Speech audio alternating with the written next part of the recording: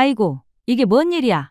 친척 아주머니의 비명소리가 장례식장을 가득 메웠습니다. 시어머니가 친정 어머니의 영정사진 앞에서 소금을 사정없이 뿌려대고 있었던 것입니다. 어머님, 뭐 하시는 거예요? 은희가 다급하게 달려들었지만 시어머니는 멈추지 않았습니다. 하얀 소금 알갱이들이 영정사진 위로, 제단 위로, 심지어 조화 위로까지 날아갔습니다. 혼이 붙으면 안 돼. 부정한 기운은 미리 막아야지. 시어머니의 목소리는 오히려 당당했습니다. 마치 당연한 일을 하고 있다는 듯한 표정으로 소금 봉지를 또 찢어 뿌렸습니다. 장례식에 온 사람들이 술렁이기 시작했습니다. 그만해요. 이게 뭔 짓이에요? 고모가 소리쳤지만 시어머니는 아랑곳하지 않았습니다. 오히려 더 세게 소금을 뿌리며 중얼거렸습니다. 아이고, 이 기운 봐. 온몸에 소름이 다 돋네. 역시 상가집은 달라. 우리 손자한테 안 좋은 기운 옮길라. 은희는 그 순간 온몸에 피가 거꾸로 솟는 느낌이었습니다.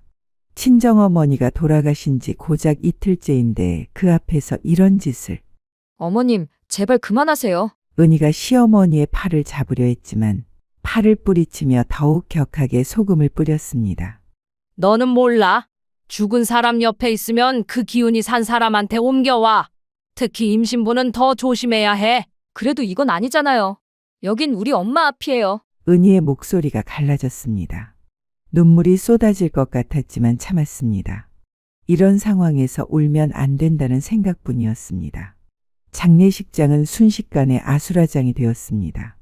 그래도 이건 너무하잖아. 그제야 시어머니 잠깐 멈췄습니다. 하지만 미안해하는 기색은 전혀 없었습니다.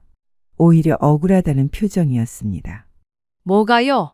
며느리와 손자 생각해서 하는 일인데 죽은 사람보다 산 사람이 더 중요하지 않아요? 그 말에 장례식장이 더욱 술렁거렸습니다. 몇몇 친정 친척들은 화가 나서 일어섰고 조문객들은 수군거리기 시작했습니다. 은희는 그 순간 세상이 무너지는 것 같았습니다. 친정어머니의 마지막 가는 길을 이렇게 더럽혀도 되는 건가? 가슴이 미어져 왔습니다. 결국 은희는 엉엉 울음을 터뜨렸습니다. 친정어머니의 영정을 바라보며 흐느껴 울었습니다. 너무 미안했습니다. 엄마, 죄송해요. 정말 죄송해요. 은희의 오열 소리가 장례식장에 울려 퍼졌습니다. 그 모습을 본 조문객들의 표정이 착잡해졌습니다. 그런데 더 기가 막힌 일이 벌어졌습니다. 남편 민준이 나타나서는 어머니 편을 들기 시작한 것입니다. 여보, 너무 그러지 마. 어머니도 우리 생각해서 하시는 일이야. 뭐라고? 은희는 눈을 크게 뜨고 남편을 쳐다봤습니다. 지금 이 상황에서 시어머니 편을 든다고. 어머니가 무속을 믿으시는 건 알고 있었잖아. 나름 우리를 위해서. 지금 그런 소리 할 때야? 은희의 목소리가 떨렸습니다. 분노와 허탈감이 동시에 몰려왔습니다.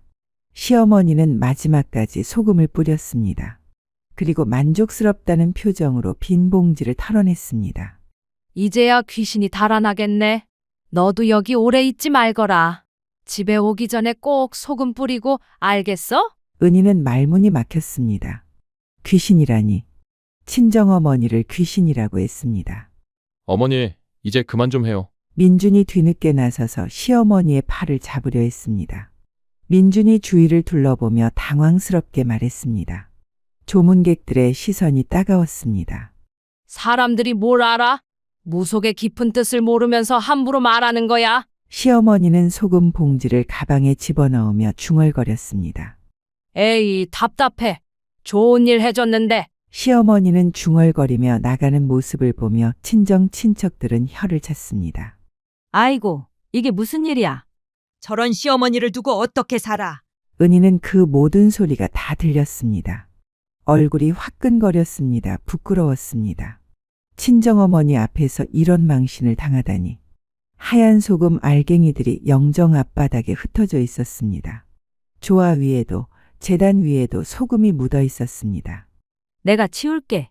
은희가 무릎을 꿇고 바닥에 소금을 주워 담기 시작했습니다. 손이 떨렸습니다. 눈물이 또 나올 것 같았지만 꾹 참았습니다. 은희야, 내가 할 일 아니다. 이리 와. 큰 고모가 은희를 일으키려 했지만 은희는 고개를 저었습니다. 괜찮아요. 제가 할게요. 소금 알갱이 하나하나를 줍다 보니 눈물이 뚝뚝 떨어졌습니다.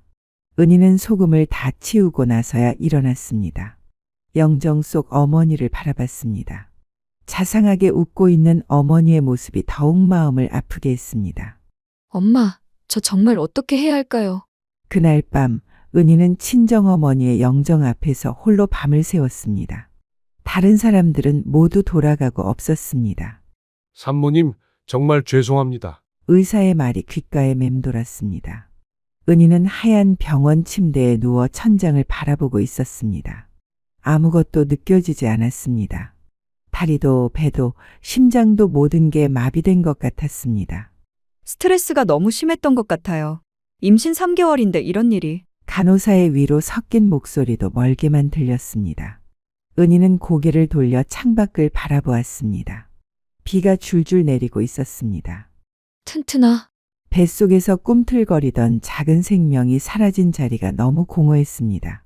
아직 성별도 모르고 이름도 정하지 못했지만 은희는 아이를 튼튼이라고 불렀었습니다. 튼튼하게 태어나길 바라는 마음에서였습니다. 결국 눈물이 터져 나왔습니다. 조용히 소리 없이 눈물만 줄줄 흘렀습니다. 가슴이 찢어질 것 같았습니다. 친정어머니 장례식에서 벌어진 그 일이 자꾸 떠올랐습니다. 시어머니가 소금을 뿌리던 모습, 친척들의 수군거림, 남편의 무관심. 그 모든 게 스트레스가 되어 결국 아이를 잃게 만들었습니다. 미안해, 튼튼아. 엄마가 너를 지켜주지 못했어. 혼자 남은 병실에서 은희는 다시 울었습니다. 가슴을 쥐어뜯는 듯한 울음소리가 병실에 울려 퍼졌습니다. 모든 게 원망스러웠습니다. 시어머니도 남편도 그리고 무력했던 자신도 울다 지쳐서 잠이 들었다가 깨기를 반복했습니다. 깰 때마다 현실이 다시 밀려왔습니다. 아이가 없다는 것, 혼자라는 것. 사흘째 되는 날 밤, 은희는 마음을 정했습니다. 이제 정말 잃을 게 없어. 엄마도 잃었고 아이도 잃었습니다. 모든 걸 다 잃고 밑바닥을 찍었습니다. 이제 더 이상 내려갈 곳도 없었습니다. 퇴원하는 날 은희는 집에서 작은 보따리를 챙겼습니다. 튼튼이를 위해 미리 준비해 두었던 작은 베넷 저고리였습니다. 하늘색 천에 예쁜 꽃무늬가 놓여 있었습니다. 입혀보지도 못했네. 베넷 저고리를 품에 안고 친정 어머니 묘소로 향했습니다. 묘소에 도착했을 때는 해질 무렵이었습니다. 어머니의 무덤 앞에서 은희는 무릎을 꿇었습니다. 엄마, 목이 메어 말이 나오지 않았습니다. 작은 삽으로 무덤 옆에 구덩이를 팠습니다. 손이 아프도록 팠습니다. 베넷 저고리를 조심스럽게 구덩이에 넣었습니다. 작고 예쁜 옷이 흙 속으로 들어가는 모습을 보니 또 눈물이 났습니다. 엄마, 우리 튼튼이 하늘에서 잘 보살펴 주세요. 흙을 덮으며 중얼거렸습니다. 튼튼아, 미안해. 엄마가 너를 지켜주지 못해서. 할머니 곁에서 편히 쉬어. 작은 무덤이 만들어졌습니다. 은희는 그 앞에서 오랫동안 앉아 있었습니다. 엄마, 저 이제 정말 내 인생 살아볼게요. 달빛이 무덤을 비추고 있었습니다. 바람이 불어와 은희의 머리카락을 흔들었습니다. 다시는 누구한테도 휘둘리지 않을게요. 은희는 일어서서 무덤에 절을 했습니다. 은희는 집으로 돌아와 거실 소파에 앉아 멍하니 중얼거렸습니다. 내가 이 집에서 지낸 지도 벌써 10년이 됐네. 문득 신혼초 생각이 났습니다. 그때는 모든 게 새롭고 설레었었는데 10년 전 신혼집. 와, 정말 예쁘다. 우리 집이야? 25살 은희는 새 신혼집을 보며 눈을 반짝였습니다. 작지만 깔끔한 투룸에 새 가구들이 반듯하게 놓여 있었습니다. 마음에 들어? 어머니가 직접 가구 다 골라주셨어. 민준이 웃으며 말했습니다. 그때만 해도 시어머니의 관심이 고마웠습니다. 다음 날 아침 은희가 아직 잠옷 차림으로 있을 때 현관문이 열렸습니다. 어머님? 시어머니는 출입문 키를 들고 들어왔습니다. 아이고, 아직도 안 씻었어? 며느리가 이래서 되겠어? 죄송해요. 금방 씻을게요. 은희가 당황하며 일어나려 하자 시어머니는 손을 내저었습니다. 일단 앉아. 내가 할 얘기가 있어. 시어머니는 거실을 둘러보더니 냉장고를 가리켰습니다. 이 냉장고 자리가 잘못됐어. 동쪽을 향해 놓으면 안 돼. 찬 기운이 들어와서 집안 운이 막혀. 네? 그리고 화장실 문은 항상 닫아둬야 해. 열어두면 재물이 빠져나가. 은희는 멍하니 고개만 끄덕였습니다. 뭔가 이상했지만 시어머니의 꼼꼼함이라고 생각했습니다. 아, 그리고 빨간 옷은 목요일에 입으면 안 돼. 화가 많은 날이라 탈이나. 목요일에요? 그래, 목요일. 잊지 마라. 시어머니는 그날부터 거의 매일 찾아왔습니다. 은희가 설거지하는 걸 보고는 접시를 위아래로 쌓으면 안 된다. 속옷을 밖에 널면 복이 달아난다고 했습니다. 어머님이 좀 까다로우시네. 은희가 민준에게 말하자 민준은 웃으며 대답했습니다. 원래 그러셔. 어릴 때부터 집안일에 신경을 많이 쓰시거든. 적응하면 괜찮을 거야. 하지만 시어머니의 간섭은 점점 심해졌습니다. 은희야, 오늘 무슨 날인지 알아? 무슨 날이요? 음력 보름이야. 이런 날은 고기 먹으면 안 돼. 채식만 해야 해. 왜요? 그냥 그런 거야. 조상님들이 그렇게 해왔어. 은희는 점점 답답해졌습니다. 하지만 참았습니다. 시집살이란 원래 이런 거라고 생각했습니다. 그러던 명절날 시어머니의 집을 방문했습니다. 어머니 옷장 정리나 해드릴까? 옷장을 열자 은희는 깜짝 놀랐습니다. 온갖 부적들이 옷 사이사이에 끼워져 있었습니다. 빨간 천에 검은 글씨로 뭔가가 적혀 있는 부적들이었습니다. 이게 뭐지? 서랍을 열어보니 더 충격적이었습니다. 굽한 사진들이 가득했습니다. 시어머니의 화려한 한복을 입고 방울을 흔들고 있는 사진, 제단 앞에서 절하고 있는 사진들. 어머님 설마 무당이세요? 시어머니는 방에 들어오더니 바닥에 부적을 보고 얼굴이 굳어졌습니다. 이거 왜 꺼냈어? 죄송해요. 청소하다가. 함부로 만지면 안 된다고 했잖아. 부적을 주워들며 화를 냈습니다. 그날 저녁 은희는 민준에게 물어봤습니다. 여보, 어머니가 혹시 뭔데? 무당이야? 민준이 잠깐 말을 멈췄습니다. 아, 그거? 어머니가 무속인이시긴 한데 별로 신경 쓸 일 아니야. 신경 쓸 일이 아니라니? 그냥 취미 같은 거야. 동네 아줌마들 좀 봐주시고 그러시거든. 민준은 대수롭지 않게 말했습니다. 하지만 은희에게는 충격이었습니다. 어머니 기분만 맞춰드려. 실제로 따를 필요는 없어. 민준의 말에 은희는 깜짝 놀랐습니다. 아니, 이런 건 결혼 전에 말해야 되는 거야? 은희의 목소리가 높아졌습니다. 내가 얼마나 깜짝 놀랐는 줄 알아? 이게 그냥 넘길 일이야? 왜 그렇게 놀라? 별일 아닌데. 민준이 태연하게 대답하자 은희는 더욱 당황했습니다. 별일이 아니라고요? 난 그런 거 싫어. 너무 진지하게 생각하지 마. 그냥 취미 생활 정도라고 보면 돼. 너한테 나쁜 영향 없어. 아니지, 오히려 좋지. 우리 애군 막아주시고 잘 되길 기도해 주시는데. 민준은 정말 아무렇지도 않다는 표정이었습니다. 은희는 믿을 수가 없었습니다. 당신, 내가 이거 알았으면 결혼 안 할까봐 말 안 한 거지. 뭔 소리야? 그런 게 아니라. 이거 사기야. 은희가 소리치자 민준이 당황했습니다. 그럼 왜 미리 말 안 했어? 말할 기회가 없었어. 기회가 없었다고? 1년 동안 사귀면서? 그때는 중요하다고 생각 안 했거든. 실제로 우리 생활에 영향 없으니까. 지금 엄청 영향받고 있잖아. 냉장고 방향부터 시작해서 옷 색깔까지? 은희가 흥분하자 민준이 진정시키려 했습니다. 은희야, 너무 예민하게 생각하지 마. 어머니도 우리 생각해서 하시는 일이야. 우리 생각? 나한테 하나도 안 물어보고 하시는데? 물어볼 필요 있어? 다 좋은 일인데. 민준의 답답한 반응에 은희는 한숨을 쉬었습니다. 당신은 어릴 때부터 그런 환경에서 자라서 익숙하겠지만 난 아니라고. 그러니까 적응하라고. 은희는 그제야 깨달았습니다. 민준에게는 정말로 아무것도 아닌 일이었습니다. 어릴 때부터 그런 환경에서 자란 그에게는 너무나 당연한 일상이었던 거였습니다. 하, 깊은 한숨이 나왔습니다. 결혼 전에 알았다면 정말 다시 생각해 봤을 텐데. 이미 늦었네. 은희는 그때부터 뭔가 잘못됐다는 느낌을 받기 시작했습니다. 하지만 그때는 몰랐습니다. 이게 진짜 시작에 불과하다는 것을. 결혼한 지 6개월이 지날 무렵 은희는 시어머니의 진짜 모습을 알게 되었습니다. 세아가 이리 와봐. 어느 날 은희를 부르더니 진지한 표정으로 말했습니다. 너도 이제 우리 집 며느리니까 알아야 할 게 있어. 네, 어머니. 우리 동네에서는 나를 보살님이라고 불러. 알지? 네, 들었어요. 내가 점집을 운영하고 있거든. 벌써 20년 넘었어. 시어머니는 자랑스럽게 말했습니다. 사람들이 내 점괘를 믿고 찾아와. 아들 장가 보내고 딸 시집 보내고 사업 운세 보고 다 내가 봐주지. 아, 네. 그런데 말이야, 며느리가 부정하면 집안 전체가 망해. 시어머니의 목소리가 갑자기 차가워졌습니다. 부정하다는 게 뭐예요? 생리할 때는 제사 음식 만지면 안 되고 아픈 사람 문병도 가면 안 돼. 네? 은희가 당황하자 더 자세히 설명했습니다. 여자는 원래 부정한 존재야. 특히 생리할 때는 더 심하고. 그런 상태로 신성한 음식 만지면 조상님이 화내셔. 그런데 그게 그리고 병원이나 장례식장 같은 데도 가면 안 돼.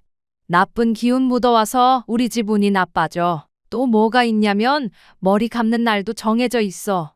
음력으로 계산해서 좋은 날에만 감아야 해. 머리 감는 것까지요? 그럼 머리는 사람의 정수가 모이는 곳이야. 함부로 감으면 운이 빠져나가. 시어머니는 당연하다는 듯이 말하자 은희는 숨이 막혔습니다. 어머님, 그런데 이런 건 너무. 너무 뭐? 우리 조상들이 다 그렇게 해왔어. 전통이라고. 하지만 요즘 시대에 누가 그렇게 해요? 요즘 시대가 뭐가 중요해? 시어머니는 단호하게 말했습니다. 남편은 전혀 도움이 되지 않았고 혼자서는 시어머니를 당해낼 수가 없었습니다. 이렇게 살아야 하나. 은희는 점점 우울해져 갔습니다. 결혼 생활이 이렇게 답답할 줄은 몰랐습니다. 결혼 10년째 드디어 임신 소식이 들려왔습니다. 정말이야? 확실해? 민준이 기뻐하며 은희를 안았습니다. 은희도 오랫동안 기다려온 순간이라 눈물이 났습니다. 응, 병원에서 확인했어. 6주 됐대. 와, 우리 아기가 생겼네. 민준이 신나서 어쩔 줄 몰라 했습니다. 그런데 막상 시어머니에게 알릴 생각을 하니 걱정이 앞섰습니다. 지금 당장 가서 말씀드리자. 민준이 은희의 손을 잡고 시댁으로 향했습니다. 어머니, 좋은 소식이 있어요. 뭔데 그렇게 신나서? 시어머니는 나오더니 민준의 표정을 보고 눈치챘습니다. 혹시 네, 은희가 임신했어요. 정말? 시어머니의 반응은 복잡했습니다. 기뻐하는 것 같기도 하고 걱정스러워 보이기도 했습니다. 몇 주 됐어? 6주요. 6주. 아직 불안한 시기네. 시어머니는 은희를 위아래로 훑어보더니 말했습니다. 임신부는 더욱 조심해야 해. 특히 우리 집 며느리는 더더욱. 네. 일단 아들을 낳아야 우리 집대가 이어져. 보살님께 여쭤봐야겠어. 보살님이요? 우리 동네 큰 보살님 있거든. 내 스승이셔. 그분한테 태몽이나 성별점을 봐달라고 해야겠어. 은희는 벌써부터 답답했습니다. 요즘은 병원에서 성별을 알 수 있어요. 병원이 뭘 알아? 신만이 아시는 거야. 시어머니는 단호하게 말했습니다. 그리고 말이야, 임신했으니까 더욱 부정 타면 안 돼. 또 부정 얘기예요? 당연하지. 뱃속 아기한테 나쁜 영향 가잖아. 시어머니 본격적으로 설명하기 시작했습니다. 어머니, 저는 기독교예요. 임신했으니까 우리 집 종교 따라야지. 아기 아빠 쪽 조상이 더 중요해. 시어머니의 말에 은희는 숨이 막혔습니다. 그날 저녁 은희는 민준에게 털어놓았습니다. 임신하고 나니까 어머님 간섭이 더 심해졌어. 이것도 안 돼. 저것도 안 돼. 말은 해볼게. 근데 어머니 성격 알잖아? 민준이 애매하게 대답했습니다. 성격이 문제가 아니야. 이건 태교에 안 좋아. 그렇긴 하지만 어머니도 우리 생각해서 하시는 일이니까. 또 그 소리야? 은희가 한숨을 쉬자 민준이 달래려 했습니다. 스트레스 받지 마. 아기한테 안 좋아. 그럼 어머니한테 제대로 말해줘. 알겠어. 시어머니의 끝없는 금기 사항들과 강요로 인해 하루하루가 지옥 같았습니다. 어느 날 은희는 친정에 전화를 걸었습니다. 목소리가 나오지 않을 정도로 울고 싶었습니다. 엄마, 은아, 왜 목소리가 그래? 친정 어머니의 따뜻한 목소리가 들렸습니다. 엄마, 나 엄마 보러 갈게. 그래, 언제든 와. 엄마가 미역국 끓여 놓을게. 은희는 시어머니 몰래 친정으로 향했습니다. 어머머, 우리 은희 왔네. 화영이 문을 열어주며 반겼지만 은희의 얼굴을 보자 표정이 굳어졌습니다. 은아, 너 많이 말랐네. 얼굴도 왜 이렇게 헬쑥해? 엄마, 은희는 어머니 품에 안기자마자 울음을 터뜨렸습니다. 왜 그래? 무슨 일 있어? 화영이 딸을 안고 등을 토닥여 주었습니다. 엄마, 나 너무 힘들어. 뭐가 힘든데? 시어머니가 또 뭐라고 했어? 화영은 딸의 상황을 어느 정도 짐작하고 있었습니다. 결혼 후 은희가 자주 힘들어한다는 걸 알고 있었습니다. 앉아서 천천히 얘기해봐. 화영이 은희를 소파에 앉히고 따뜻한 차를 내어주었습니다. 이것도 하지 마라. 저것도 하지 마라. 그 집안에 있으면 정말 토 나올 것 같아. 그래도 여자가 참아야지. 결혼이라는 게 그런 거야. 화영이 딸을 달래려 했지만 마음이 아팠습니다. 엄마도 그렇게 생각해? 그게 아니라 그 집이 무속을 믿는다고 들었는데 이 정도일 줄은 몰랐네. 엄마, 나 정말 미칠 것 같아. 하루 종일 뭔가를 조심해야 하고 뭔가를 하면 안 되고. 은희가 다시 울먹였습니다. 그럼 민준이는 뭐라고 해? 민준이? 민준이는 어머니 편이야. 맨날 어머니 기분만 맞춰드려라고 해. 에휴. 화영이 딸의 손을 잡았습니다. 은희야, 너무 스트레스 받지 마. 아기한테 안 좋아. 근데 어떻게 스트레스를 안 받아? 매일 감시당하는 기분이야. 그래도 참아야지. 이혼할 수도 없고. 화영의 말에 은희가 움찔했습니다. 엄마, 혹시나 뭐? 이혼하면 안 될까? 화영이 깜짝 놀랐습니다. 은아, 무슨 소리야. 임신했는데 이혼을 어떻게 해? 하지만 이렇게 사는 게 맞나 싶어. 그런 소리 하는 거 아니야. 결혼은 참고 살아야 하는 거야. 화영이 딸을 타일렀지만 마음 한편으로는 이해가 됐습니다. 엄마도 젊을 때 시어머니한테 고생 많이 했어. 그래도 참고 살았잖아. 엄마 때와는 달라. 요즘에도 똑같아. 며느리는 참고 살아야 하는 거야. 화영이 단호하게 말했지만 은희의 헬쑥한 얼굴을 보니 마음이 아팠습니다. 그럼 나는 어떻게 해야 해? 은희가 절망적인 목소리로 물었습니다.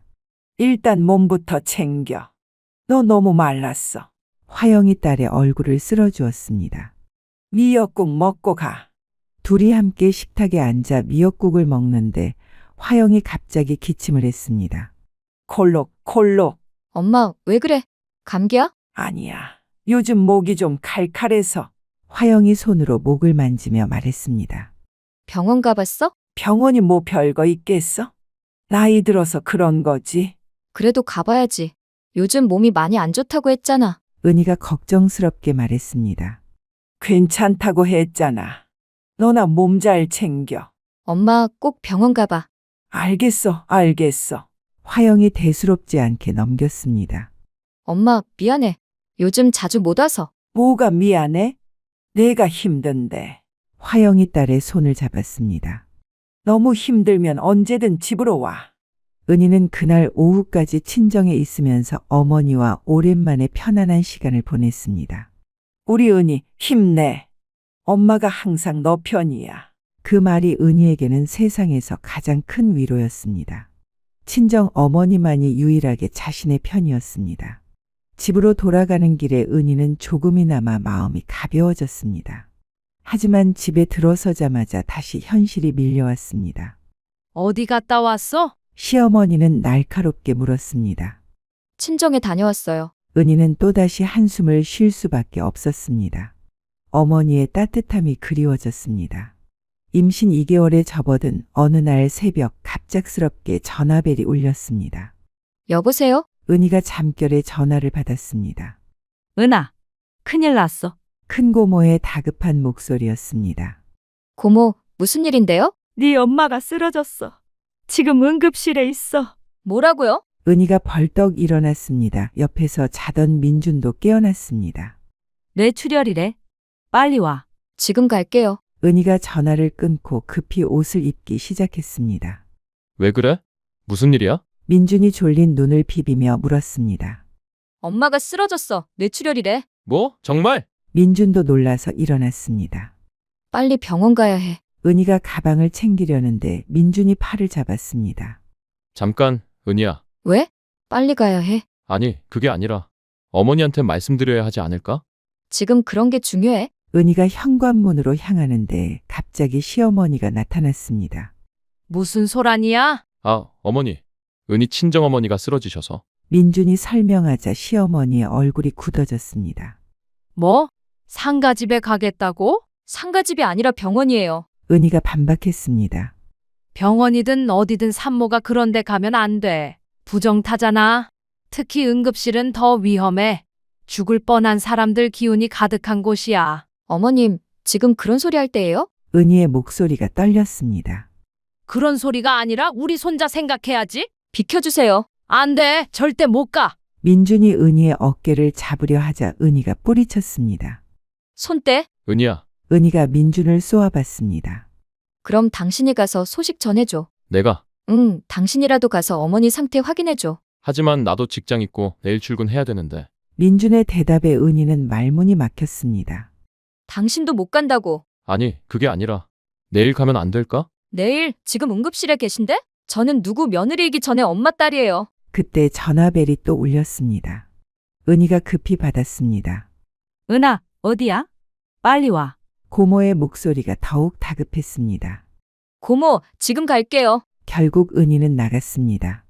택시를 타고 병원으로 향하면서 은희는 눈물을 흘렸습니다. 엄마, 기다려요. 제가 꼭 갈게요. 병원에 도착했을 때는 새벽 4시였습니다. 친정 식구들이 응급실 앞에서 기다리고 있었습니다. 은아, 고모가 달려와 안았습니다. 어떻게 됐어요? 아직 수술 중이야? 많이 위험하대. 은희는 유리창에 손을 대고 오열했습니다. 시어머니의 반대를 무릅쓰고 온 것이 다행이었습니다. 수술이 끝난 것은 오전 10시였습니다. 의사가 나와서 심각한 표정으로 말했습니다. 수술은 했지만 상태가 매우 위험합니다. 언제 깨어날지 모르겠어요. 그럼 회복 가능성은? 솔직히 말씀드리면 어렵습니다. 뇌 손상이 심해서요. 의사의 말에 친척들이 모두 절망했습니다. 하지만 가족들이 곁에서 많이 대화해 주세요. 들을 수도 있으니까요. 은희는 중환자실에 들어가서 어머니 침대 옆에 앉았습니다. 엄마 나야. 화영은 온몸에 기계를 연결한 채 눈을 감고 있었습니다. 숨소리만 가까스로 들렸습니다. 엄마, 미안해요. 더 자주 보러 오지 못해서. 병원 가보라고 했는데 왜 안 갔어요? 눈물이 뚝뚝 떨어졌습니다. 엄마, 나 혼자 어떻게 살라고. 엄마 없으면 안 돼. 아기는 괜찮아? 네, 괜찮아요. 엄마 걱정 마세요. 의식을 잃었다가 깨어나자마자 딸 걱정을 했습니다. 은하야, 네, 엄마. 엄마가 미안해. 왜요? 뭐가 미안해요? 너 혼자 너무 힘들게 했구나. 화영의 목소리가 가늘어졌습니다. 무슨 소리예요? 엄마가 뭘 잘못했어요? 시집 보내고 제대로 챙겨주지 못해서 엄마, 너 많이 힘들었지? 괜찮아요. 거짓말. 내가 다 알아. 화영의 눈에 눈물이 맺혔습니다.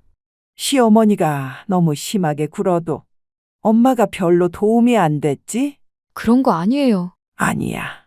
엄마가 이제 와서 생각해보니 그게 제일 후회된다. 화영이 힘들어하며 말했습니다. 항상 참아라, 참아라만 했지. 이제는 네 인생 살아라. 화영이 은희의 손을 꼭 잡았습니다. 그 집에 너무 매여 있지 마라. 엄마, 무슨 소리예요? 넌 아직 젊으니까. 화영의 숨소리가 거칠어졌습니다. 해보고 싶은 거 다 해봐. 결혼이 전부가 아니야. 행복하지 않으면 바꿔. 엄마, 무슨 말씀이세요? 엄마는 용기가 없어서 평생 참고 살았어. 화영의 목소리가 점점 작아졌습니다. 하지만 너는 달라. 엄마, 당당하게 살아. 사랑해. 우리 은희. 그것이 어머니의 마지막 말이었습니다. 그날 어머니는 조용히 세상을 떠났습니다. 엄마, 엄마. 은희가 어머니를 흔들어 깨우려 했지만 소용없었습니다. 안 돼요. 엄마. 간호사들이 달려와서 은희를 말렸습니다. 산모님, 진정하세요. 뱃속 아기 위험해요. 하지만 은희는 아무것도 들리지 않았습니다. 세상이 무너지는 것 같았습니다. 엄마, 저 혼자 어떻게 살아요? 은희는 어머니의 차가워진 손을 붙잡고 밤새 울었습니다. 친정 어머니 장례를 치른 지 한 달 후 은희는 마침내 결심을 굳혔습니다. 인터넷에서 여성 전문 변호사를 찾아봤습니다. 이은주 변호사. 화면에 나온 프로필을 보니 이혼 전문이라고 나와 있었습니다. 용기를 내어 전화를 걸었습니다. 안녕하세요. 상담 예약하고 싶습니다. 네, 언제 오실 수 있으세요? 내일 가능할까요? 다음 날 은희는 법무법인 사무실을 찾았습니다. 가슴이 두근거렸습니다. 정말 이혼을 하게 될지도 모른다는 생각에 떨렸습니다. 안녕하세요. 이은주 변호사입니다. 40대 중반으로 보이는 여성이 따뜻하게 맞아주었습니다. 안녕하세요. 전화로 예약한 김은희입니다. 앉으세요. 차 한 잔 드시죠? 은희에게 따뜻한 차를 내어주며 자리에 앉았습니다. 어떤 일로 오셨어요? 이혼. 상담받고 싶어서요. 은희의 목소리가 떨렸습니다. 아, 그러시군요. 결혼하신 지 얼마나 되셨어요? 10년 됐어요. 자녀분은? 없습니다. 이혼 사유가 뭔가요? 은희는 깊은 숨을 쉬고 이야기를 시작했습니다. 시어머니가 무속인이에요. 저한테 무속 규칙들을 강요하고, 무속 규칙이요?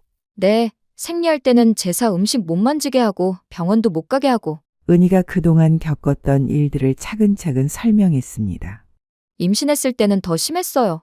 토끼고기 먹으면 아기가 토순이 된다고 하고, 검은 옷 입으면 아기가 우울하게 태어난다고 하고, 세상에. 변호사의 표정이 점점 굳어졌습니다. 친정 어머니가 돌아가셨는데 병문안도 못 가게 했어요. 부정 탄다면서 정말요? 그 스트레스로 아이를 잃었어요. 은희의 목소리가 떨렸습니다. 유산하셨다고요? 네. 그리고 친정어머니 장례식 때는 은희가 소금을 뿌린 일까지 모두 털어놓자 은주가 분노했습니다. 이건 명백한 정신적 학대입니다. 정신적 학대요? 네, 종교의 자유를 빙자한 강요와 협박이에요. 게다가 배우자가 보호 의무를 방기했고요. 남편분은 뭐라고 하세요? 맨날 어머니 기분만 맞춰드려라고 해요. 실제로 따를 필요는 없다면서요. 배우자라면 당연히 아내를 보호해야 하는데 그럼 이혼 가능할까요? 은희가 조심스럽게 물었습니다. 가능합니다. 하지만 쉽지는 않을 거예요. 왜요? 무속 관련 사건은 판례가 많지 않거든요. 입증이 어려워요. 은주가 솔직하게 말했습니다. 하지만 증거가 있다면 가능해요. 녹음이나 영상, 문자 같은 것들 말이에요. 증거요? 네, 시어머니가 강요하는 장면을 녹음하거나 남편이 방관하는 모습을 기록해 두세요. 알겠어요. 그리고 정신적 피해에 대한 의료진 소견서도 필요해요. 병원에서 진단받으셨나요? 아직은 빨리 병원 가서 진단받으세요. 그것도 중요한 증거예요. 은주가 상세히 설명해 주었습니다. 증거만 충분하다면 70% 이상이에요. 특히 유산까지 했다면 더 그렇죠.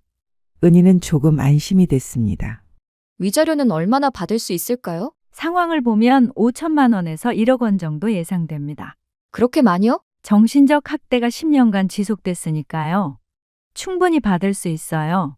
다만 남편과 시어머니가 완강하게 나올 수 있어요. 특히 무속인들은 자신들이 옳다고 믿거든요. 그럼 어떻게 해야 하죠? 철저히 준비하세요. 증거 수집하고 의료진 소견서 받고 주변 증인들 확보하고 알겠어요. 그리고 무엇보다 중요한 건 끝까지 포기하지 마세요. 이런 일을 당하고도 10년을 참으신 게 대단해요. 이제라도 인생을 되찾을 수 있게 제가 반드시 도와드릴게요. 감사합니다. 은희의 눈에 눈물이 맺혔습니다. 더 이상은 못 참겠어요. 제 삶을 살고 싶어요. 은희는 그날 처음으로 희망을 느꼈습니다. 혼자가 아니라는 생각에 마음이 든든했습니다. 사무실을 나서면서 은희는 다짐했습니다. 엄마, 이제 정말 시작할게요. 당당하게 살라고 하셨죠? 꼭 그럴게요. 변호사 상담을 받고 온 그날 저녁, 은희는 민준과 진지한 대화를 나누기로 마음먹었습니다. 우리 얘기 좀 하자. 무슨 얘기? 민준이 TV를 보다가 고개를 돌렸습니다. 우리 결혼 생활에 대해서. 갑자기 왜? 무슨 일 있어? 은희는 소파에 앉아 심호흡을 했습니다. 나 더 이상 못 살겠어. 뭘? 민준이 리모컨을 내려놓았습니다. 어머님 때문에 너무 힘들어. 또 그 얘기야? 은희야, 좀 참아줘. 어머니도 나이 드시면서 좀 누그러지실 거야. 누그러진다고. 10년 동안 더 심해졌어. 은희의 목소리가 떨렸습니다. 그래도 어머니잖아. 우리가 맞춰드려야지. 맞춰드린다고. 나는 언제까지 참아야 해? 그렇게 말하지 마. 어머니도 나름 우리를 위해서 하시는 일이야. 민준이 또 같은 말을 반복했습니다. 우리를 위해서라고? 은희가 목소리를 높였습니다.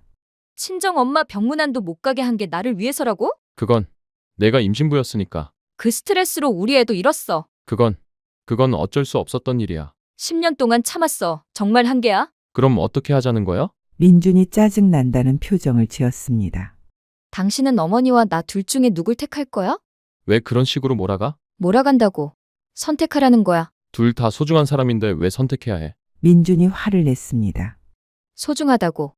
정말? 은희가 비웃었습니다. 그럼 내가 소중하면 왜 보호해주지 않았어? 보호했잖아. 내가 중간에서 얼마나 힘들었는데. 중간에서 힘들었다고. 당신은 맨날 어머니 편만 들었잖아. 은희가 울면서 소리쳤습니다. 그게 아니라 어머니 마음을 다치게 하기 싫어서. 그럼 내 마음은 다쳐도 상관없어? 그런 게 아니야. 그럼 뭐야? 설명해봐. 은희가 따져 물었습니다. 어머니는 나를 키워주신 분이야. 그래서? 함부로 대할 수 없어. 민준의 대답에 은희는 한숨을 쉬었습니다. 그럼 나는? 나는 10년 동안 당신과 살아온 사람이야. 너도 소중해. 하지만 하지만 어머니가 더 소중하다는 거지. 은희가 단도직입적으로 물었습니다. 그런 게 아니라. 그럼 뭐야? 당신의 그 태도도 정말 징글징글해. 이제 그만하자. 뭐라고? 민준이 깜짝 놀랐습니다. 이혼하자고 했어. 미쳤어? 갑자기 무슨 소리야? 갑자기가 아니야. 10년 동안 생각해온 거야. 은희야, 너 정말 미친 거 아니야? 미쳤다고. 나는 지금까지 미치지 않고 참아온 게 신기해. 조금만 더 참으면 될 텐데 왜 이렇게까지 해? 민준이 애원하듯 말했습니다. 조금만 더? 언제까지? 어머니가 돌아가실 때까지? 그런 말 하지 마. 사실이잖아. 당신은 평생 어머니 편일 거잖아. 나에게는 생존이야. 더 이상 참으면 내가 죽어. 내가 당신 사랑하는 거 알잖아. 당신 없이 내가 어떻게 살아? 됐어. 이제 그만하자. 당신 같은 사람과 결혼한 게 내 인생 최대의 실수였어. 그 순간 은희는 확신했습니다. 이 사람과는 더 이상 함께할 수 없다고. 10년을 기다렸지만 민준은 변하지 않았습니다. 앞으로도 변하지 않을 것이었습니다. 이혼 소송이 시작되자 시어머니와 민준은 완전히 당황했습니다. 뭐? 진짜 이혼 소송을 걸었다고? 시어머니는 법원에서 온 소송장을 보며 소리쳤습니다.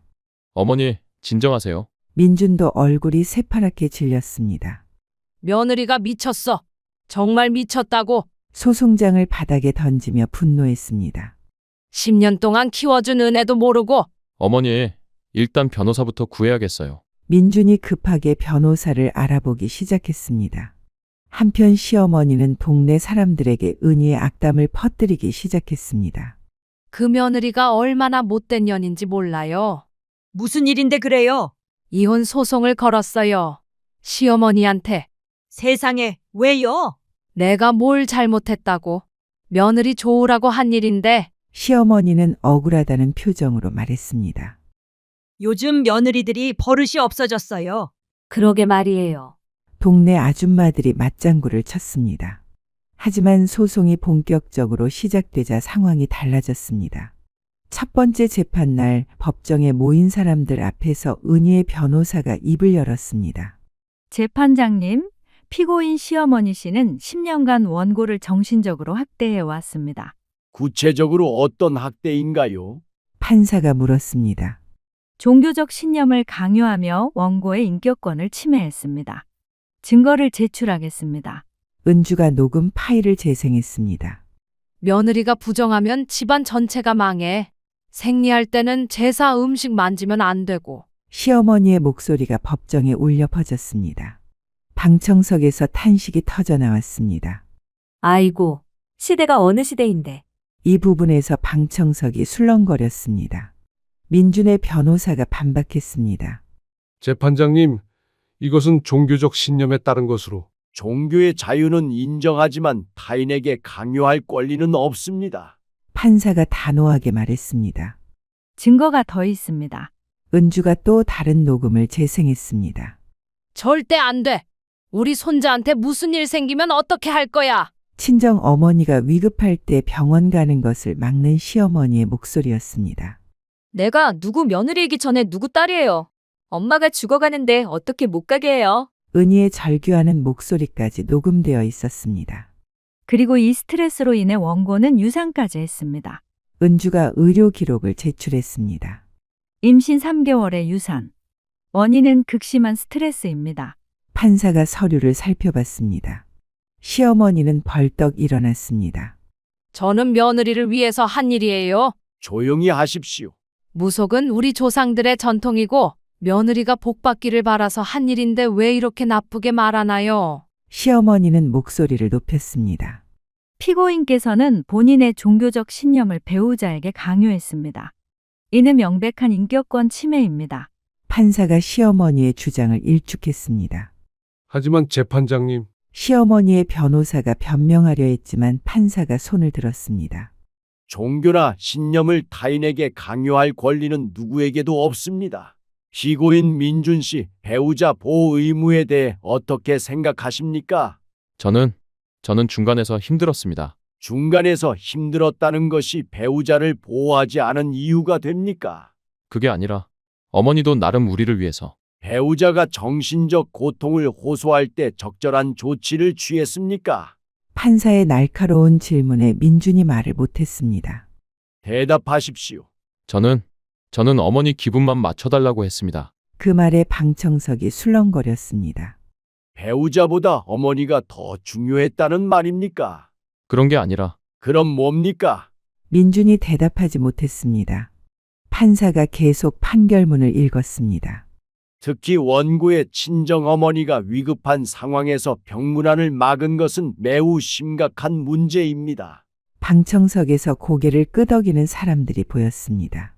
또한 피고인 민준 씨는 배우자 보호 의무를 명백히 방기했습니다. 민준의 얼굴이 창백해졌습니다. 결혼은 상호 존중과 보호를 바탕으로 하는 것입니다.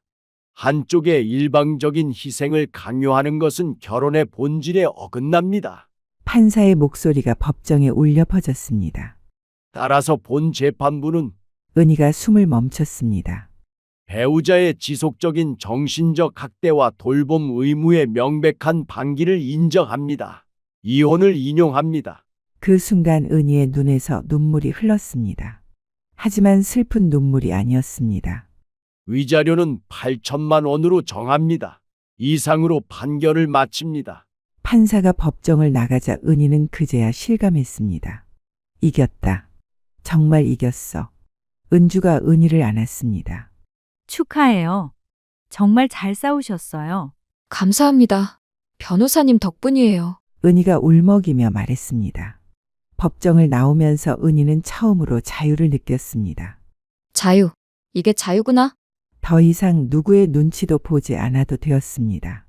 더 이상 무속 규칙에 얽매이지 않아도 되었습니다. 이혼으로 끝일 줄 알았지? 은희가 거실에 앉아 시어머니의 점집 전단지를 보며 중얼거렸습니다. 내가 받은 고통. 이제 돌려줄 차례야. 은희는 컴퓨터를 켜고 시어머니의 점집에 대해 조사하기 시작했습니다. 인터넷에 보살님 점집이라고 검색하니 여러 후기들이 나왔습니다. 역시나 대부분이 불만 섞인 후기들이었습니다. 100만 원짜리 부적 샀는데 아무 효과 없음. 은희는 이런 후기들을 캡처해서 저장했습니다. 다음 날 은희는 시어머니의 점집 근처로 갔습니다. 변장을 하고 미행하기 시작했습니다. 아줌마, 오늘 일진이 안 좋아요. 시어머니는 한 중년 여성에게 말하고 있었습니다. 어떻게 하면 되나요? 큰 애군이 있어요. 100만 원짜리 부적을 사셔야 해요. 100만 원이요? 네, 그래야 재앙을 막을 수 있어요. 은희는 몰래 녹음을 시작했습니다. 하지만 너무 비싼 것 같은데. 돈이 아까우세요? 생명보다? 시어머니는 협박하듯 말했습니다. 이 부적 안 사시면 한 달 안에 큰일 날 거예요. 그럼 사겠어요? 여성이 떨리는 목소리로 말했습니다. 은희는 분노했습니다. 저런 식으로 사람들을 속이고 있었던 것입니다. 다른 날에는 더 심한 장면을 목격했습니다. 아들이 취직이 안 된다고요? 한 아버지가 시어머니에게 상담을 받고 있었습니다. 큰 문제예요. 집안의 조상 영가가 화나셨어요. 그러면 어떻게 해야 하나요? 500만 원짜리 큰 굿을 해야 해요. 그래야 조상님이 도와주셔요. 500만 원이요. 네, 조상님을 달래려면 그 정도는 해야죠. 하지만 우리가 그런 돈이 어디에? 돈을 아끼면 아들이 평생 취직 못해요. 그래도 괜찮으세요? 시어머니가 겁을 주자 아버지가 고민했습니다. 알겠습니다. 하겠습니다. 결국 그 아버지도 돈을 냈습니다. 은희는 이런 장면들을 계속 녹음하고 영상으로 찍었습니다. 일주일 동안 조사한 결과 시어머니의 사기 수법이 확실해졌습니다. 완벽한 사기 수법이네. 은희는 수집한 증거들을 정리했습니다. 녹음 파일 15개, 영상 8개, 피해자 후기 스크린샷 30여 개. 이제 고발할 차례였습니다. 은희는 시사 고발 프로그램 PD 진실에 제보 메일을 보냈습니다. 제목 무속인 사기 고발합니다. 안녕하세요. 저는 무속인인 시어머니로부터 10년간 피해를 받은 피해자입니다. 최근 이혼 소송에서 승소했지만 시어머니가 운영하는 점집에서 지금도 많은 사람들이 피해를 보고 있습니다. 저희 시어머님은 무당을 흉내내는 사기꾼입니다. 녹음, 영상 등 확실한 증거가 있습니다. 더 이상의 피해자가 생기지 않도록 도와주세요. 은희는 수집한 모든 증거를 첨부해서 메일을 보냈습니다. 이틀 후 PD수첩 제작진에서 연락이 왔습니다. 안녕하세요. PD진실 김 기자입니다. 제보해 주신 내용 확인했습니다. 네, 안녕하세요. 증거가 상당히 구체적이네요. 한번 만나서 상세히 얘기 나눠볼까요? 네, 좋습니다. 다음 날 은희는 제작진과 만났습니다. 정말 대단한 증거들이네요. 김 기자가 녹음을 들으며 말했습니다. 이런 식으로 사기를 치고 있었군요. 네, 저도 10년간 이런 식으로 당했어요. 은희가 자신의 경험도 털어놓았습니다. 이분 말고 다른 피해자들도 찾아보겠습니다. 방송 제작에 협조해 주시겠어요? 물론이죠. 적극 도와드릴게요. 제작진은 본격적인 취재에 들어갔습니다. 은희가 제공한 정보를 바탕으로 시어머니의 점집을 추적했습니다. 몰래 카메라로 촬영한 결과 더 충격적인 장면들이 나왔습니다. 시험에 떨어진 딸을 위해 300만 원짜리 구슬했는데 결국 재수했다. 남편 사업이 잘 안 된다며 1000만 원을 넘게 썼는데 결국 파산했다. 계속 돈만 달라고 하고 효과는 전혀 없었다. 피해자들의 증언이 이어졌습니다. 제작진은 시어머니에게도 인터뷰를 신청했지만 거부당했습니다. 저는 사람들이 필요한 일을 해줬을 뿐이에요. 사기가 아니라고요. 시어머니는 문 앞에서 소리치며 거절했습니다. 하지만 제작진은 포기하지 않았습니다. 시어머니의 사기 현장을 생생하게 담아냈습니다. 이제 방송 나가면 끝이야. 은희가 집에서 혼자 중얼거렸습니다. 10년 동안 나를 괴롭힌 대가를 치러야지. 은희의 눈에는 복수의 의지가 불타고 있었습니다. 더 이상 무고한 사람들이 당하지 않게 해줄 거야. 어머님, 각오하세요. 이제 진짜 심판의 시간이에요. PD진실 가짜 보살의 충격적 실체를 고발합니다. 방송이 시작되자 은희는 TV 앞에 앉아 숨을 죽이고 지켜봤습니다. 시청자 여러분, 오늘 저희가 고발할 사건은 종교를 빙자한 악질적인 사기 사건입니다. 김 기자의 목소리가 무거웠습니다. 화면에 시어머니의 점집이 나타났습니다. 정보살이라는 간판이 선명했습니다. 이곳에서 20년간 사기를 저질러온 정모 씨의 실체를 폭로합니다. 그 순간 시어머니의 집에서는 난리가 났습니다. 어머니, TV 좀 보세요. 민준이 다급하게 소리쳤습니다. 뭔데 그렇게 난리야? 시어머니는 나와서 TV를 보더니 얼굴이 새파랗게 변했습니다. 이게 뭐야? 화면에는 시어머니가 굿하는 모습이 나오고 있었습니다. 집안의 조상 영가가 화나셨어요. 500만 원짜리 큰 굿을 해야 해요. 어떻게 이런 영상이? 시어머니는 떨리는 목소리로 말했습니다. 방송은 계속됐습니다. 피해자 A씨의 증언을 들어보시죠. 시험에 떨어진 딸을 위해 300만 원짜리 굿을 했는데 결국 재수했어요. 그러니까 더 큰 굿을 하라고 하더라고요. 피해자 B씨의 경우는 더 심각합니다. 남편 사업이 잘 안 된다며 1000만 원을 넘게 썼는데 결국 파산했어요. 그런데도 계속 돈만 달라고 하더라고요. 피해자들의 증언이 이어지자 시어머니는 TV를 끄려 했습니다. 어머니, 끄지 마세요. 끝까지 봐야죠. 민준이 말렸습니다. 이 사기꾼은 자신의 며느리에게도 같은 짓을 했습니다. 화면에 은희가 나타났습니다. 모자이크 처리는 되어 있었지만 목소리는 그대로였습니다. 결혼하실 때 무속인인 걸 몰랐다고 하셨는데. 네, 저는 아무것도 모르고 시집 갔어요. 그 당시에는 이혼이 여자 인생에서 흠이라고 생각해서 참고 살았는데 점점 더 심한 강요를 하기 시작했어요. 저희 측에 제보를 해주신 이유가 뭔가요? 시어머니는 간절한 사람들의 마음을 이용해서 사기를 치는 사람입니다. 저한테 이런 말을 한 적도 있어요. 보살인 척 나 자신까지 속여야 남도 속는다면서요. 은희의 증언에 시어머니가 소리쳤습니다. 저 년이? 저 배은망덕한 년이? 방송이 끝나자마자 시어머니의 핸드폰이 울리기 시작했습니다. 여보세요? 정보살, 당신 때문에 우리 가족이 망했어요. 누구세요? 작년에 굿한 사람이요. 500만 원 돌려내요. 그건 돌려내라고. 안 그러면 경찰서 갈 거야. 전화가 계속 걸려왔습니다. 모두 환불을 요구하는 전화들이었습니다. 어머니, 전화기 꺼요. 민준이 말했지만 이미 늦었습니다. 다음 날 아침 시어머니의 집 앞에는 사람들이 몰려들었습니다. 정보살 나와? 돈 돌려내. 야, 이 사기꾼. 피해자들이 집 앞에서 고함을 지르기 시작했습니다. 어머니, 밖에 사람들이. 민준이 창문을 조심스럽게 열어봤습니다. 저기 있다. 정보살 아들. 너도 공범이지? 사람들이 민준을 보고 소리쳤습니다. 나와 돈 돌려내. 점점 더 많은 사람들이 몰려들었습니다. 탁! 계란이 집 유리창에 날아왔습니다. 나와서 사과해. 계란이 계속 날아왔습니다. 어머니, 경찰 불러요. 경찰? 경찰이 우리 편일 것 같아? 시어머니는 절망적으로 말했습니다. 문 열어. 돈 돌려내. 유리창이 깨지는 소리가 들렸습니다. 동네 사람들도 구경 나왔습니다. 어머, 정말 사기였구나. 그러게 맨날 이상하다 했어. 돈 많이 번다더니 저런 짓으로. 시어머니는 푸념했습니다. 아, 지긋지긋해.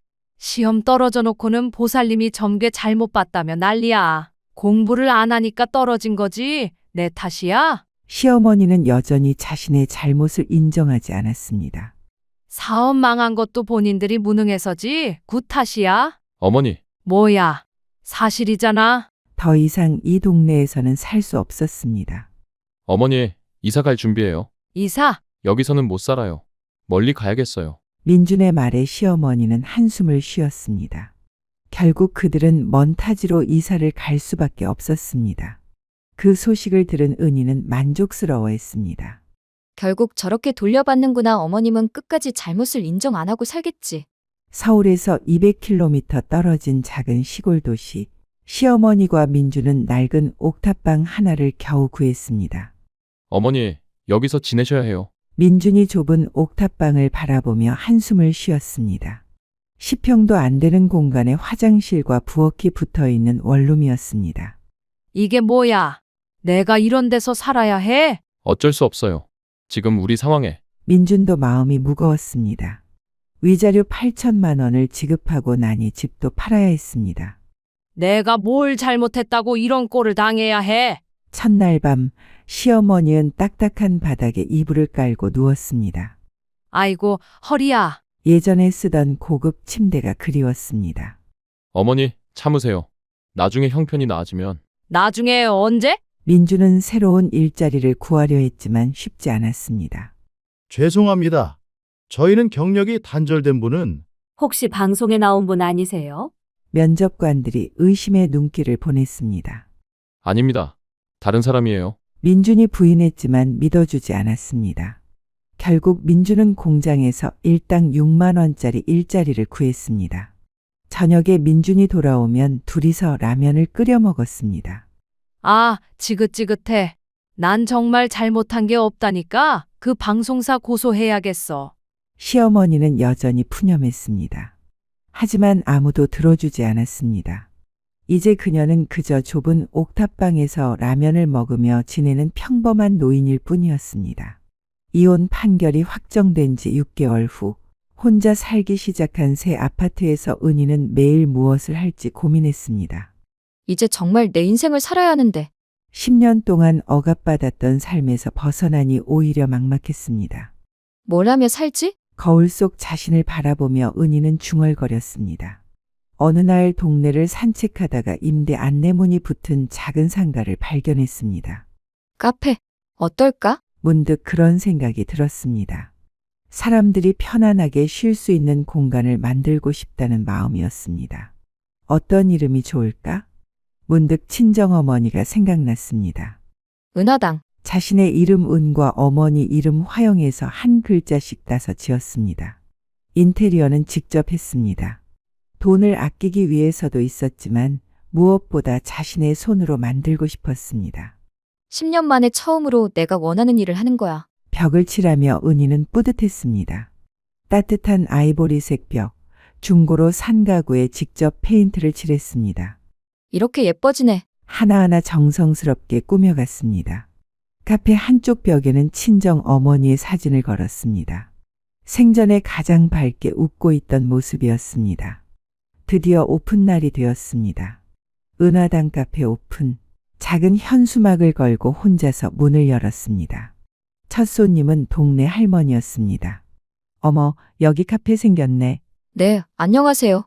오늘 오픈했어요. 그래요? 그럼 아메리카노 한 잔 줘봐요. 네, 잠시만요. 은희가 정성스럽게 커피를 내렸습니다. 손이 떨렸습니다. 맛있네? 여기 분위기도 좋고 할머니가 만족스러워 하셨습니다. 감사합니다. 첫 매출 3,500원. 은희에게는 큰 의미였습니다. 시작이야. 정말 시작이야. 처음 몇 주는 손님이 많지 않았습니다. 하지만 은희는 조급해하지 않았습니다. 매일 아침 일찍 카페에 와서 정리를 했습니다. 테이블을 닦고 꽃을 갈아주고 메뉴판을 정리했습니다.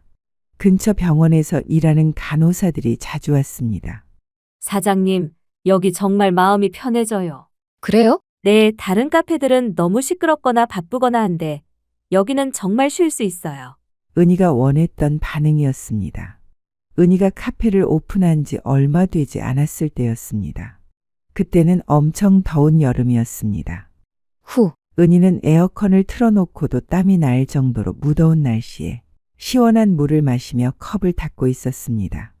유리창 너머로 보이는 아스팔트에서 아지랑이가 피어오를 정도였습니다. 정말 덥네. 그때였습니다. 쿵! 갑자기 카페 앞에서 무언가 쓰러지는 소리가 들렸습니다. 은희가 고개를 들어 밖을 보니 한 어르신이 길 한가운데 쓰러져 있었습니다. 어? 은희는 깜짝 놀라 컵을 내려놓고 밖으로 뛰쳐나갔습니다. 어르신, 어르신. 70대로 보이는 남자 어르신이었습니다. 얼굴과 온몸의 땀이 비 오듯 흘러내리고 있었습니다. 어르신, 괜찮으세요? 은희가 다급하게 어르신을 부축했습니다. 어르신이 가까스로 눈을 떴습니다. 눈동자가 초점이 없었습니다. 어르신, 119 부를게요. 가만히 계세요. 은희가 핸드폰을 꺼내려는 순간 어르신이 화들짝 놀라며 손사래를 쳤습니다. 안 돼. 아가씨 부르지 마. 네, 왜요? 나 병원비가 없어. 어르신이 일어나려고 몸부림쳤지만 힘이 없어 보였습니다. 은희는 그 순간 울컥하는 마음이 들었습니다. 병원비가 없어서 119도 못 부른다고. 어르신, 잠깐만 기다리세요. 은희는 급히 카페 안으로 들어가 지갑을 가져왔습니다. 지갑 안에 있던 5만 원짜리 4장, 총 20만 원을 꺼냈습니다. 카페 매출로 모아둔 소중한 돈이었지만 망설이지 않았습니다. 어르신, 이거 드릴게요. 은희가 어르신의 손에 돈을 쥐어드렸습니다. 뭘 이런 걸. 어르신이 당황했습니다. 병원비 걱정하지 마세요. 이걸로 치료받으세요. 그 말에 어르신의 눈에서 눈물이 흘러내렸습니다. 미안해. 이런 친절을 받을 자격이. 어르신이 목이 메어 말을 못했습니다. 자격이 있으시죠? 어르신도 누군가의 소중한 분이세요. 곧 구급차 사이렌 소리가 들렸습니다. 어디서 신고 들어왔습니까? 구급 대원들이 달려왔습니다. 여기요. 어르신이 더위로 쓰러지셨어요. 어르신, 괜찮으세요? 구급 대원들이 어르신을 살폈습니다. 혈압이 좀 높으시네요. 일사병 증상도 있고요. 병원으로 모셔야겠습니다. 구급 대원들이 어르신을 들것에 옮겼습니다. 아가씨 고마워. 정말 고마워. 병원에서 꼭 치료받으세요. 은희가 구급차를 배웅했습니다. 이 은혜를 어떻게 갚지? 갚을 필요 없어요. 그냥 건강하게 지내세요. 은희는 그 모습을 보며 마음이 뭉클했습니다. 내가 도울 수 있어서 다행이야. 그날 이후로 은희는 카페 앞에 항상 시원한 물을 준비해두기 시작했습니다. 이게 뭐야? 문 앞에 작은 테이블이 하나 놓여 있었습니다. 그 위에는 시원한 물이 담긴 물통과 일회용 컵이 있었습니다. 그리고 긴 의자도 하나 두었습니다. 더운데 시원한 물 한 잔 드시고 가세요. 은희가 지나가는 동네 할아버지에게 말했습니다. 아이고, 고맙네. 정말 목말랐는데. 할아버지가 물을 벌컥벌컥 마시며 고마워했습니다. 언제든 드세요. 매일 갈아 놓을게요. 이런 착한 사람이 다 있나? 할아버지가 감동하며 말했습니다. 그날부터 은희는 매일 아침 시원한 물을 준비해 놓았습니다. 사장님, 정말 감사해요. 이런 배려가 어디 있어요? 지나가는 사람들이 하나둘씩 고마워했습니다. 그 다음날 오후 은희가 카페에서 정리를 하고 있을 때였습니다. 딸랑. 문이 열리며 40대 중반으로 보이는 여성이 들어왔습니다. 손에는 작은 박스를 들고 있었습니다. 안녕하세요? 안녕하세요. 혹시 어제 우리 아버지 도와주신 분이세요? 여성의 목소리가 떨렸습니다. 아버지요? 네. 어제 길에서 쓰러지셨는데 여기 카페 사장님이 도와주셨다고 들었어요. 아네네, 맞아요. 정말 감사합니다. 천만에요. 어르신 괜찮으세요? 네, 병원에서 하루 입원하고 오늘 퇴원하셨어요. 다행이네요. 의사 선생님이 그러시더라고요. 조금만 늦었으면 큰일 날 뻔했다고. 여성의 눈에 눈물이 맺혔습니다. 정말 사장님 덕분이에요. 아니에요. 당연한 일을 했을 뿐이에요. 아버지가 계속 말씀하세요. 천사를 만났다고. 여성이 손에 들고 있던 박스를 내밀었습니다. 저희가 힘들게 살아가는지라. 큰 건 준비 못했어요. 박스 안에는 바카스가 들어 있었습니다. 감사합니다. 이 마음만으로도 충분해요. 아니에요. 20만 원이나 주셨는데 이것밖에. 은희가 사양했지만 여성이 고개를 저었습니다. 꼭 받아주세요. 안 그러면 저희가 너무 마음이 무거워요. 그럼 고맙게 받을게요. 사실 저희 아버지가 혼자 사세요. 여성이 조심스럽게 말을 이어갔습니다. 어머니는 몇 년 전에 돌아가시고 저희도 형편이 어려워서 자주 찾아뵙지 못해서. 그러셨군요. 어르신께 안부 전해주세요. 몸조리 잘 아시라고요. 네, 꼭 전해드릴게요. 여성이 또 한 번 깊게 인사했습니다. 정말 감사합니다. 이런 분이 계셔서 세상이 따뜻한 것 같아요. 언제든 오세요. 어르신 뵙고 싶어요. 네, 꼭 모시고 올게요. 여성이 나가려다가 뒤돌아봤습니다. 사장님, 복 많이 받으실 거예요. 감사합니다. 문이 닫힌 후 은희는 바카스 박스를 바라보며 눈물이 핑 돌았습니다. 이런 마음이 더 고마운데 힘들게 살아가는 중에도 고마움을 표현하러 온 딸의 마음이 너무 따뜻했습니다. 바카스 하나를 꺼내 마시며 은희는 생각했습니다.